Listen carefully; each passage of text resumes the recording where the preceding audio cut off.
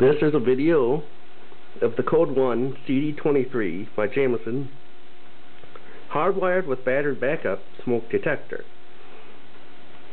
Now, as you can see, it is hardwired, but right here on the back is where the battery is.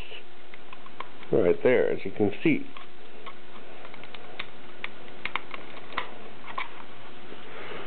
And you can see the green LED there. And that black part right there is the red LED that will flash like that, telling you that the battery is working. Now this creates the 4-6 alarm pattern.